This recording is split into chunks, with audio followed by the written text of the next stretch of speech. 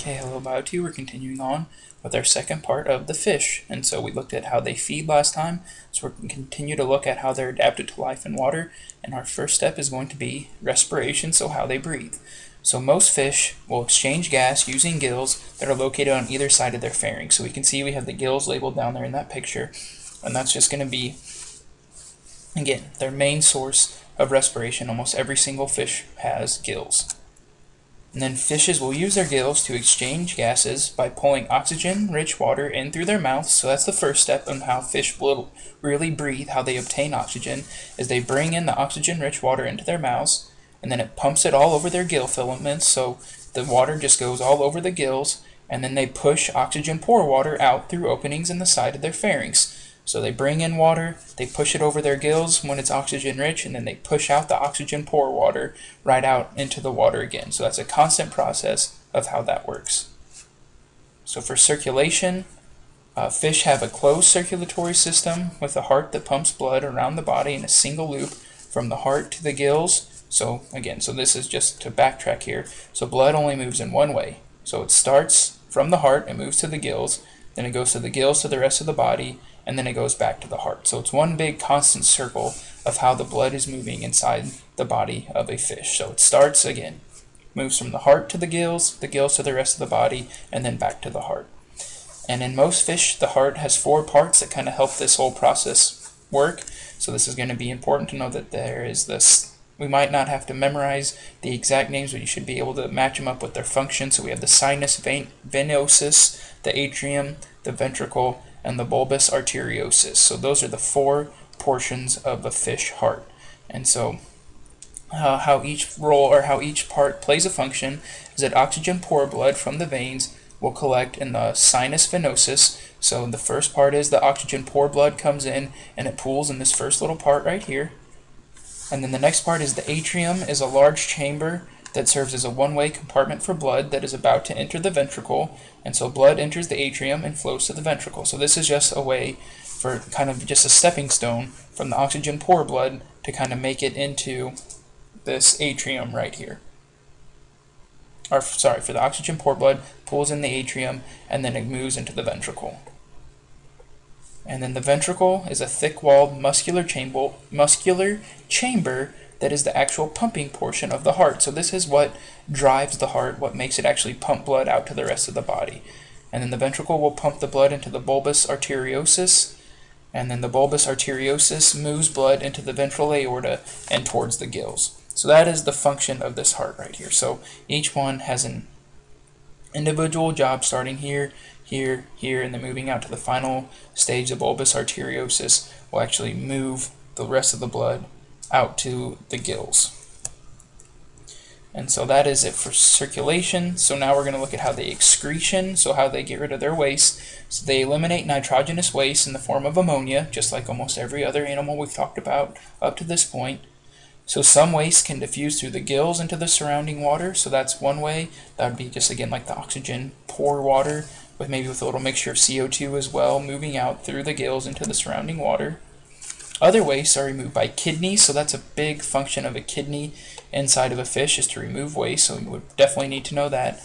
And the kidneys of marine fish and freshwater fish actually have different functions. So the kidneys of the marine fish will concentrate waste and return water to the body, so that's their main function, is to bring all the waste together and return water to the body of the fish, to whereas the kidneys of a freshwater fish simply just want to pump out urine. That's their main function. So that is how the kidneys work, again, help eliminate waste. So that's excretion. So now for response, a fish has a very well-developed nervous system that's organized around a brain.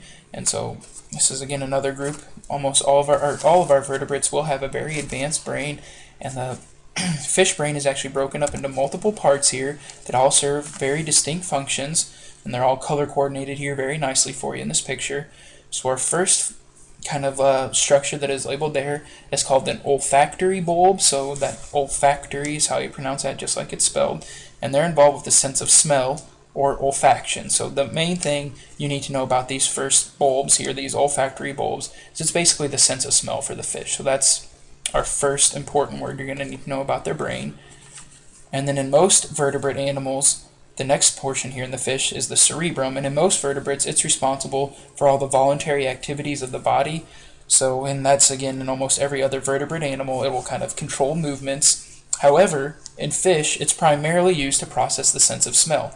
So fish have a very different use for their cerebrum than all other animals do. They use it for the sense of smell. So that's an important thing. You're going to need to know what the difference in the cerebrum is in fish and the rest of our vertebrates. Then the next one, the optic lobes process information from the eye. So optics is kind of just the study of how you see things. So if you go to the optometrist, that's someone that looks at your eyes. So the optic lobe processes information from the eyes. And the cerebellum is what coordinates all the body movements in the fish. So it's kind of whether or not they're using their fins, things like that is responsible for the cerebellum. And the next one, the medulla oblongata, made famous by the movie Waterboy.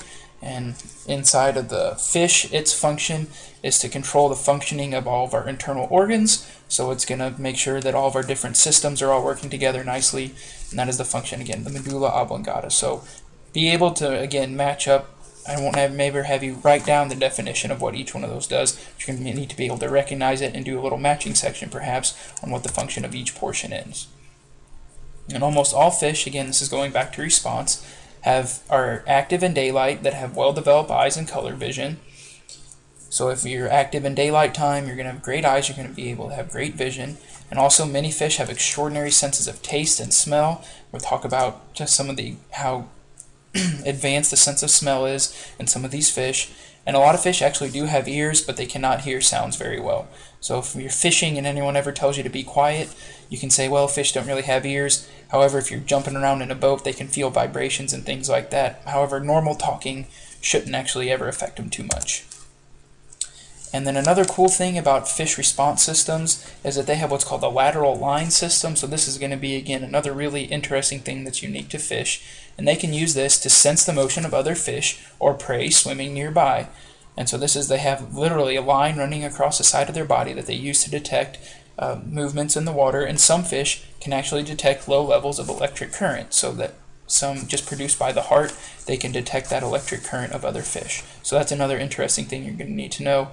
And then our last thing, again, this is another really important characteristic that's just found in fish, is that many fish have an internal gas-filled organ that's called a swim bladder that will adjust their buoyancy. So that's whether or not they sink or they float. So you see the fish in the fish tank always kind of raising to different levels. That's because they have a swim bladder that they can fill up with air when they want to rise. They let out of air when they want to sink. So that's it for our second section of fish. Let me know if you have any questions.